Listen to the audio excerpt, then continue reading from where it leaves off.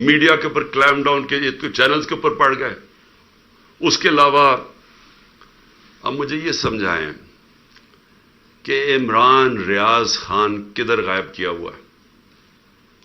کیا اس کا قصور یہ ہے کہ وہ اس امپورٹڈ حکومت اور اس کی لائن پہ چلتا نہیں ہے؟ کیا اس کا یہ قصور ہے؟ اس لیے وہ پہلے اسے اٹھایا، اسے غائب کر دیا.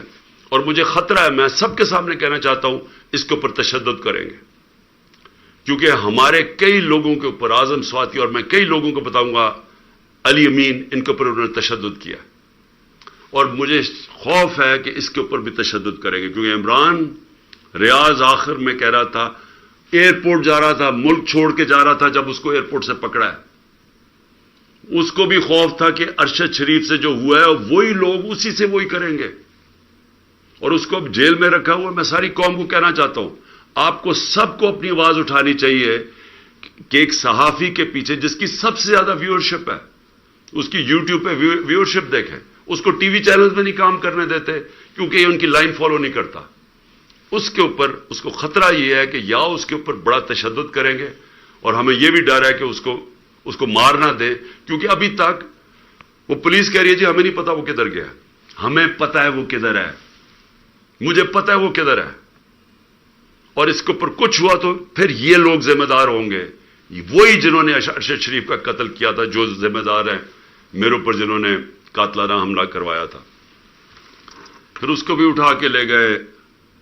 اور یہ مقبول جان کو، ایک بزرگ آدمی ہے، یعنی ٹھیک ہے وہ اس کی اپنا رائے ہے، اس کی اپنی فالوئنگ ہے، چونکہ وہ آپ کی آفیشل لائن کے ساتھ نہیں ہے، کیونکہ وہ بھیڑ بکریوں کی طرح آپ کی لائن پہ نہیں چل رہا، کیونکہ وہ کنٹرول نہیں ہے، اس کو اٹھا کے لے گئے.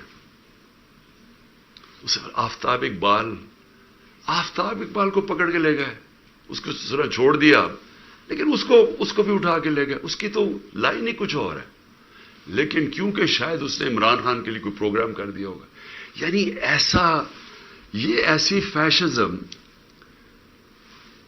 مجھے تو یہ نہیں سمجھ آتی کہ یہ کون سے ملک میں، کس جمہوریت کے اندر یہ تماشے ہو رہے ہیں، یعنی جس طرح کا ظلم ہو رہا ہے. اس کے بعد جب پبلک کا ری ایکشن آیا تو یہ پبلک کا ری ایکشن اس سے بہت زیادہ آنا تھا. جہاں تک مجھے پتا ہے اوورسیز پاکستانی، اب وہاں تو ہم نے کچھ نہیں نہ کیا، وہاں تو ہمارا کوئی پی ٹی آئی کا ورکر نہیں تھا. آپ دیکھیں کہ بیرون ملک پاکستانی جو سب سے بڑا اثاثہ اس ملک کا، جس کی وجہ سے انشاءاللہ پاکستان اٹھے گا، ہمیں کوئی آئی ایم ایف نہیں اٹھائے گا، کوئی جو ہمارے دوست ملک ہیں ان سے بھیک مانگ کے نہیں، یہ اٹھائیں گے ہمیں. ان کا ری ایکشن دیکھیں کیسا ہے، ایک دم نکلے ہیں وہ لوگ. اور وہ کیوں نکلے ہیں؟ کیونکہ وہاں ان کو پتا ہے کہ ایسی حرکتیں جمہوریت میں نہیں ہوتی، آزاد ملکوں میں ایسی حرکتیں نہیں ہوتی. وہ باہر بیٹھے ہوئے ہیں، میں بات کر رہا ہوں مغرب میں، امریکہ میں، انگلینڈ میں، یورپ میں، پرائے ملک ہیں. ان کو اس ملک سے زیادہ آزادی ہے، وہاں وہ زیادہ آزاد ہیں، کیونکہ وہاں رول آف لا ہے. ان کے حقوق کی حفاظت کرتے ہیں وہاں کے قوانین اور ان کی عدلیہ. وہ آزاد لوگ ہیں، اس لیے وہ بول رہے ہیں.